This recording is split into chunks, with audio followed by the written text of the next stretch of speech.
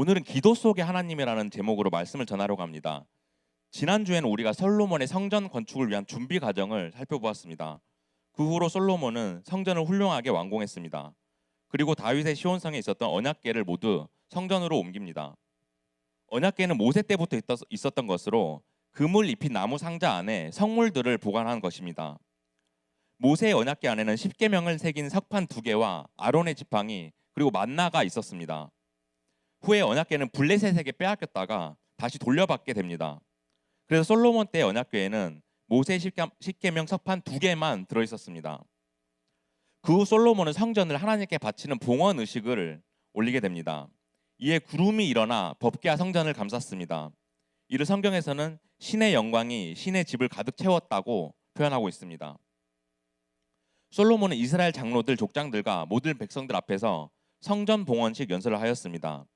연설 후에는 하나님께 성전을 바치는 봉헌 기도를 올려드렸는데 그것이 바로 오늘의 본문입니다. 여러분들은 평소에 기도 생활을 잘 하고 있나요? 그동안 큐티를 하면서 말씀을 읽고 기도하는 시간을 가진 친구들이 있었을 것 같습니다. 그리스도인에게 있어서 기도는 가장 중요한 일입니다. 왜냐하면 기도는 살고 죽는 문제이기 때문입니다. 출애굽기에서는 이스라엘 백성이 애굽을 떠나 가나안으로 가는 길에 아멜록 족속과 싸우는 이야기가 나옵니다. 우리 출애굽기 17장 10절에서 16절 함께 읽어보겠습니다. 화면으로 한번 볼까요? 함께 읽어보겠습니다. 시작. 여호수아가 모세의 말대로 행하여 아말렉과 싸우고 모세와 아론과 훌은 산 꼭대기에 올라가서 모세가 손을 들면 이스라엘이 이기고 손을 내리면 아말렉이 이기더니 모세의 팔이 피곤함에 그들이 돌을 가져다가 모세의 아래에 놓아 그가 그 위에 앉게 하고 아론과 훌이 한 사람은 이쪽에서 한 사람은 저쪽에서 모세의 손을 붙들어 올렸더니 그 손이 해가 지도록 내려오지 아니한지라. 여호수아가 칼날로 아말렉과 그 백성을 쳐서 무찌르니라. 여호와께서 모세에게 이르시되 이것을 책에 기록하여 기념하게 하고 여호수아의 귀에 외어 들리라. 내가 아말렉을 없이하여 천하에서 기억도 못하게 하리라. 모세가 제단을 쌓고 그 이름을 여호와 니시라 하고 이르되 여호와께서 맹세하시기를 여호와가 아말렉과 더불어 대대로 싸우리라 하셨다 하였더라. 아말렉과 싸울 때 모세는 이스라엘이 전투에서 승리하길 간구하면서 기도했습니다. 모세가 손을 들고 기도하면 이스라엘이 승세를 가졌고 모세가 힘들어서 손을 내리면 아말렉이 이기는 승세를 가지는 것이 계속해서 반복되었습니다. 이처럼 그들의 살고 죽는 문제가 모세의 기도에 달려 있었습니다. 이에 모세의 가족인 아론과 훌이 모세의 팔을 붙들어 올려서 해가 질 때까지 내려오지 않게 했다고 합니다. 그래서 결국 여호수아는 아말렉과의 전투에서 승리합니다. 그리고 하나님은 이날 일을 잊지 않도록 14절에서 여호와 니시, 즉 여호와는 나의 깃발이라는 이름을 주셨습니다. 이처럼 모세의 기도 속에 하나님은 승리의 하나님이었습니다. 저는 유튜브를 통해서 설교 말씀을 자주 들었던 목사님이 계십니다. 바로 경기도 성남의 선암목자교회 유기성 목사님입니다. 지금 목사님께서 정년이 되시고 퇴임을 하셨는데 목사님의 설교가 좋아서 제가 매일 들었습니다. 목사님의 설교 말씀은 저에게 힘들 때마다 위로가 되었고 말씀으로 저의 중심을 바로잡도록 해주셨습니다. 그런데 유기성 목사님께서는 1시간 기도 운동을 하셨습니다. 예수님께서는 십자가에서 돌아가시기 전 제자들과 함께 겟세마네로 가셨습니다. 그리고 제자들에게 자신을 기다리고 깨어 있으라고 하시고 기도하셨습니다. 그러나 기도할 때 제자들은 자고 있었고 예수님은 이에 이렇게 책망하십니다.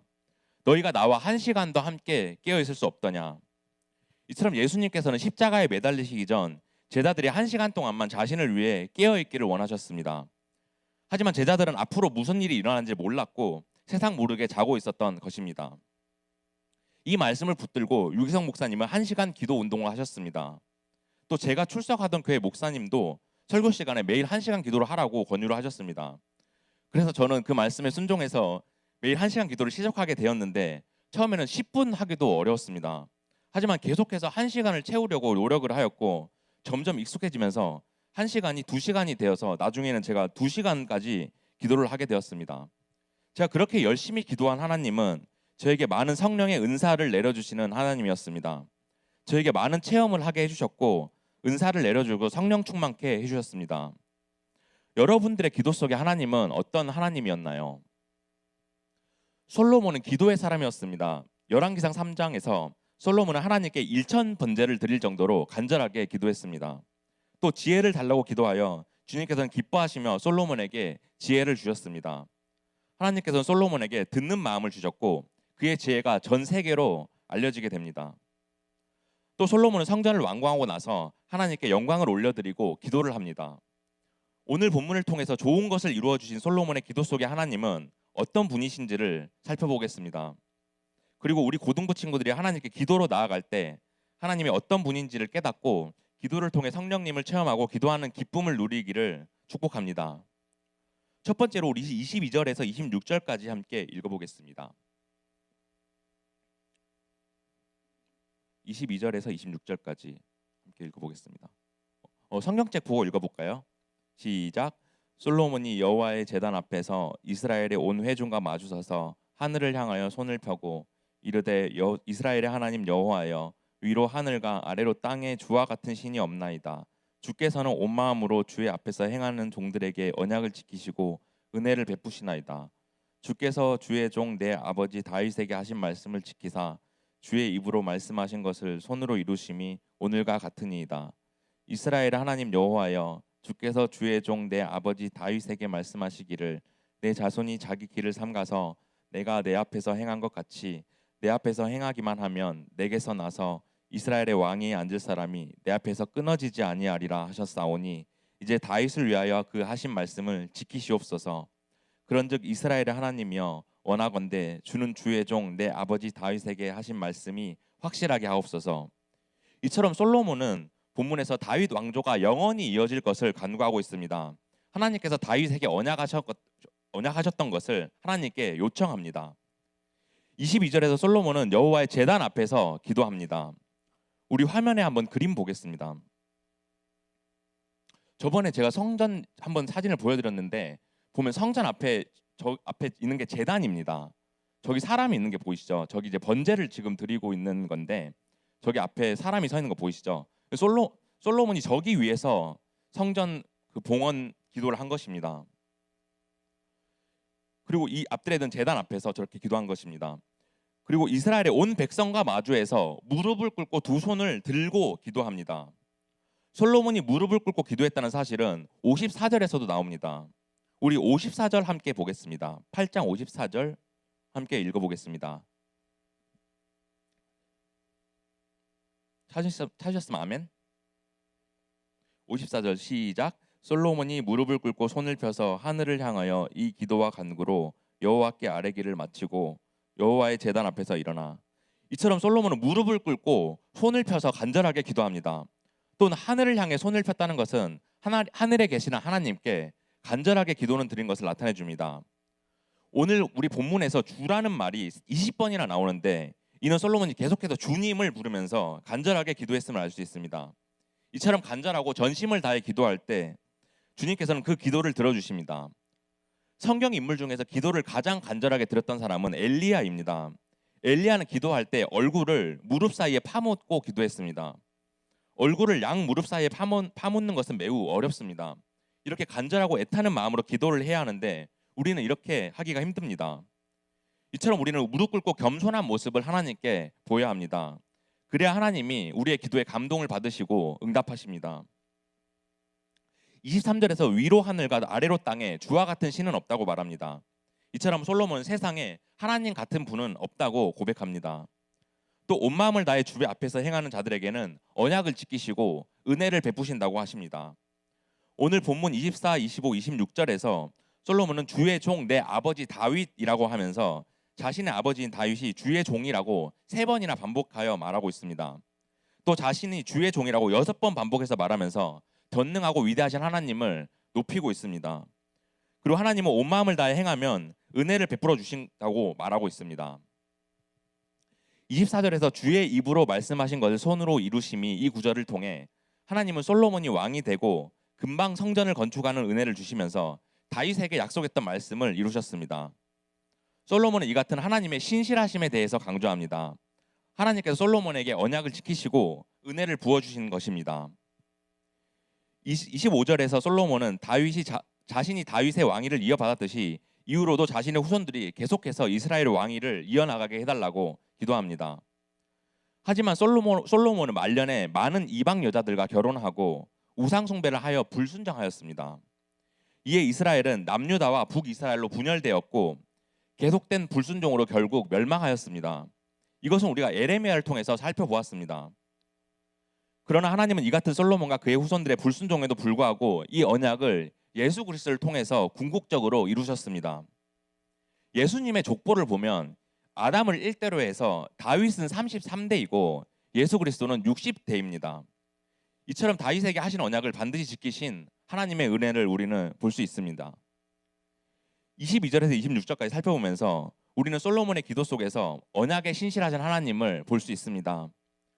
하나님은 다윗과의 언약을 통해 솔로몬에게 훌륭한 성전을 허락해 주셨습니다.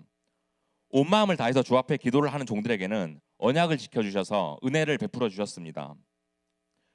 언약하신 것을 반드시 지켜주시고 이루셨습니다. 이처럼 솔로몬이 간절히 기도하고 전심을 다해 기도할 때 다윗과의 언약을 지키시고 솔로몬에게 은혜를 부어주셨습니다. 이 같은 솔로몬의 기도를 통해서 우리가 깨달을 수 있는 것은 바로 기도 속에 하나님은 은혜로우신 분이십니다. 두 번째로 우리 27절부터 30절까지 함께 읽어보겠습니다. 27절부터 30절까지 함께 읽어보겠습니다. 시작. 하나님이 참으로 땅에 거하시리이까 하늘과 하늘들의 하늘이라도 주를 용납하지 못하겠거든 하물며 내가 건축한 이 성전이오리이까. 그러나 내 하나님 여호와여, 주의 종이 기도와 간구를 돌아보시며 이 종이 오늘 주 앞에서 부르짖음과 비는 기도를 들으시옵소서. 주께서 전에 말씀하시기를 내 이름이 거기 있으리라 하신 곳 이 성전을 향하여 주의 눈이 주하로 보시오며 주의 종이 이곳을 향하여 비는 기도를 들으시옵소서. 주의 종과 주의 백성 주의 그 기도 간구함을 들으시되 주께서 계신 곳 하늘에서 들으시고 들으시사 사하여 주옵소서. 이처럼 솔로몬이 성전에서 드려지는 기도를 들어달라고 간구하고 있습니다. 성전과 관련하여 하나님께 요청한 것입니다.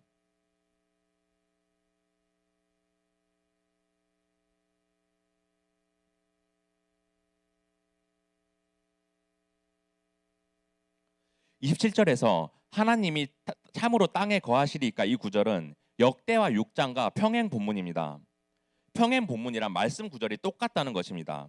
같은 구절인 역대하 6장 18절에서는 하나님이 참으로 사람과 함께 땅에 거하시리이까로 나옵니다. 이 말은 하나님이 어떤 특정한 부분에 계시는 분이 아니라는 것입니다. 또 하늘과 하늘들의 하늘에라도 주를 용납하지 못하겠거든, 여기서 하늘들의 하늘은 어떤 것과도 비교될 수 없는 넓은 공간을 뜻합니다. 그래서 이 광활한 공간도 하나님의 처소가 될 수 없다는 하나님의 무한성을 말하는 것입니다. 무한성은 하나님의 속성 중에 하나인데 제한이 없는 하나님을 뜻합니다. 하물며 내가 건축한 이 성전이오리이까, 이 말을 통해서 솔로몬이 하나님의 속성에 관한 지식이 있었던 것을 우리는 알 수가 있습니다. 솔로몬은 성전이 여호와의 거처이고 임재의 장소임을 알았습니다. 하지만 하나님이 성전에만 계시지 않는 것도 알았던 것입니다. 이처럼 하나님의 속성 중 하나인 편재성을 말하고 있습니다. 편재성이란 하나님이 안 계신 곳이 없이 모든 곳에 존재하고 계신다는 것입니다. 여러분들, 무한성과 편재성이란 말이 좀 어려운데 이해가 좀 되시나요? 이처럼 하나님의 무한성과 편재성에 대한 기본 지식이 솔로몬에게는 있었습니다. 당시의 고대인들의 신관, 즉 신의 개념은 신이 원하는 대로 하는 것이었습니다. 신이 원하면 우리를 벌하고 원하면 우리에게 축복을 주는 것이었습니다. 이것이 가나안 땅의 신에 대한 이해였습니다. 자연재해를 당하는 것, 병으로 죽는 것, 이 모든 일들이 신이 원해서 그렇게 된 것이라고 생각했습니다. 하지만 솔로몬은 하나님에 대해 정확히 이해하고 있었고 이에 바탕하여 기도했습니다. 하나님은 이 우주의 모든 것으로부터 자유하시며 시공간을 초월하시는 분입니다. 28절에서 솔로몬은 무한하시고 편재하신 하나님이 자신의 성전에 거하시 않으시더라도 자신의 기도와 간구를 돌아보시고 부르짖음을 들어주시기를 간구하고 있습니다. 29절에서 이 성전을 향하여 주의 눈이 주야로 보시오며, 이 구절을 통해서 우리는 하나님의 무한성을 또 한 번 알 수 있습니다. 밤이든 낮이든 머나먼 우주 공간에서라도 하나님이 성전을 보고 계실 것을 간구했기 때문입니다. 또 주의 종이 이곳을 향하여 비는 기도를 들으시옵소서, 이 구절을 통해서 하나님의 편재성을 또 한번 말하고 있습니다. 당시 솔로몬의 성전은 예루살렘에 있었는데 예루살렘의 성전 밖에 있는 사람들에게는 성전을 향해 보면서 기도하라고 한 것입니다. 하나님은 성전 안에 있기보다 성전을 보고 계시기 때문입니다. 그래서 사람들이 기도하기 위해서 꼭 성전 안에 있어야 될 필요는 없다는 것입니다. 성전을 보면서 기도를 해도 하나님이 그 기도를 들어주신다는 것입니다. 30절에서 주께서 계신 곳 하늘에서 들으시고 들으시사 사하여 주옵소서, 이 구절을 통해서도 하나님의 편재성을 솔로몬이 말하고 있습니다. 이스라엘 백성이 성전 안에서 기도를 할 때 하나님이 성전 안에 거하지 않으시더라도 하늘에서 들으시고 죄를 사하여 달라고 말하기 때문입니다. 이처럼 우리는 하나님께 언제 어디서나 기도해야 합니다. 저는 얼마 전에 시간을 꼭 지켜야 되는 상황이었는데 늦을 뻔한 적이 있었습니다. 그래서 운전을 하면서 하나님께 간절하게 계속 기도를 했습니다. 하나님, 제가 절대로 늦으면 안 되는 지금 상황인데 빨리 갈 수 있게 해주세요. 이렇게 기도했더니 원래는 되게 차가 많이 막히는 도로인데 그날따라 이상하게 차도 없었고 신호등도 바로 계속 초록불로 바뀌었습니다. 그래서 평소보다 절반밖에 시간이 안 걸려서 늦지 않게 도착을 했습니다. 이렇게 하나님께서 제게 조그만 체험을 허락해 주셨습니다. 또 최근에 일을 하는데 너무 피곤해서 도저히 참기 힘들 때가 있었습니다. 그래서 하나님께 마음속으로 계속해서 간절하게 기도했습니다. 하나님, 피곤하지 않게 일을 제가 잘 마칠 수 있도록 해주세요. 그러다 정말 피곤하지 않고 일에 집중해서 잘 마칠 수 있었습니다. 평소에 우리는 기도를 할 때 시간과 장소를 정해서 하면 좋습니다. 1시간 기도를 한다든지 기도 시간을 정해서 한다면 조용하고 아늑한 방에 들어가서 기도를 해야 될 것입니다. 하지만 기도를 꼭 특정한 장소를 정해서 해야 된다든지 식사 전에 식탁에서만 해야 되고 그러는 것은 아닙니다. 언제 어디서나 하나님께 기도할 수 있습니다. 왜냐하면 하나님은 무한하시고 편재하셔서 시공간을 초월하시고 언제 어디에서나 계시는 분이기 때문입니다. 그래서 항상 우리의 기도를 들으시고 응답하시는 위대하고 전능하신 분이십니다. 솔로몬도 이 사실을 정확하게 알고 있었습니다. 하나님께서 성전에 거하지 않더라도 우리의 기도를 들어달라고 말한 것입니다. 이에 우리가 솔로몬의 기도를 통해 깨달을 수 있는 것은 바로 기도 속의 하나님은 무한하고 편재하신 하나님입니다. 세 번째로 우리 31절 32절 보겠습니다. 함께 읽어보겠습니다. 시작. 만일 어떤 사람이 그 이웃에게 범죄함으로 맹세시킴을 받고 그가 와서 이 성전에 있는 주의 제단 앞에서 맹세하거든 주는 하늘에서 들으시고 행하시되 주의 종들을 심판하사 악한 자의 죄를 정하여 그 행위대로 그 머리에 돌리시고 의로운 자를 의롭다 하사 그의 의로운 바대로 갚으시옵소서. 솔로몬은 범죄한 자가 주의 제단의 앞에서 와서 맹세를 하면 하나님께서 그의 죄를 심판해 달라고 기도하고 있습니다. 이는 증거나 증인을 찾기가 어려워서 일반적인 방법으로는 결론을 내리기가 도저히 힘든 사건을 말하고 있습니다. 이것은 솔로몬이 해결했던 사건인 한 아이를 두고 자기 아이라고 말한 두 창녀의 이야기와 비슷합니다. 이처럼 이웃이 이웃을 학대하고 판단하기 힘든 상황에 성전에서 드려지는 백성들의 맹세를 들어달라고 기도한 것입니다. 거짓 맹세한 악인들은 심판하고 참된 맹세를 한 의인들은 보호해 주실 것을 간구한 것입니다. 맹세는 하나님의 이름으로 행해지는 것이기 때문에 거짓 맹세는 하나님의 이름을 모독하는 것이 됩니다. 따라서 솔로몬의 이 기도는 하나님의 영광과 공의를 세우기 위한 것으로 볼 수 있습니다. 그리고 이와 관련해서 여호와의 이름을 망령되이 일컫지 말라는 사계명을 생각할 수 있습니다. 죄 있는 자와 죄 없는 자를 판단하시는 것은 오직 주님만이 할 수 있는 것입니다. 솔로몬은 하늘의 왕인 하나님이 땅의 왕인 자신이 해결할 수 없는 사건에 대한 기도를 한 것입니다. 그래서 주의 종들을 심판하사라고 말하며 인간의 맹세에 대해서 공정하게 심판해 달라고 말합니다. 또 의로운 자를 의롭다 하사 그의 의로운 바대로 갚으시옵소서, 이 구절은 하나님께서 의로우시기 때문에 의인들에게는 반드시 복을 내려주시라는 것입니다. 이것은 솔로몬이 최종적인 권한을 가진 왕은 자신이 아니라 하나님만이 참된 이스라엘 왕이심을 고백하는 것입니다. 이 세상의 모든 것은 하나님의 주권과 섭리로 이루어집니다. 우리도 주변 사람들과 무슨 일이 있을 때 억울하더라도 하나님께서는 그것을 심판할 수 있다는 사실을 믿읍시다. 우리는 그리스도인이기 때문에 믿지 않는 사람과는 달라야 합니다. 우리도 그처럼 똑같이 행동을 한다면 안 믿는 사람들과는 다를 것이 없습니다. 한 고등부 친구가 친구들 중에 자기 자랑을 너무 많이 해서 화나게 만드는 친구가 있다고 합니다. 그래서 이에 저는 화를 낼 필요는 없다고 했습니다. 여러분들도 학교 생활 중에 화를 나게 만드는 친구가 있죠. 그리고 또 이런 상황에서 그 친구가 없었으면 좋겠다고 생각을 하죠. 하지만 그 사람이 없어지면 그런 사람이 또 생깁니다. 그리고 이런 상황에서 우리가 그 친구를 미워하고 화를 내는 것은 악한 영이 주는 생각입니다. 우리가 누군가를 미워하면 그것 때문에 일이 풀리지 않습니다. 분노를 마음에 계속 품고 있으면 그 자체가 죄이기 때문에 하나님께서 반드시 하나님이 아니라 마귀가 반드시 역사합니다.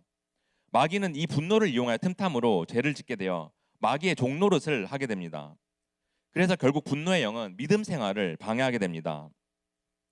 그러므로 우리는 이런 일 앞에서 분노하지 말고 하나님의 주권과 섭리를 믿어야 합니다. 우리 전도서 3장 17절 함께 보겠습니다.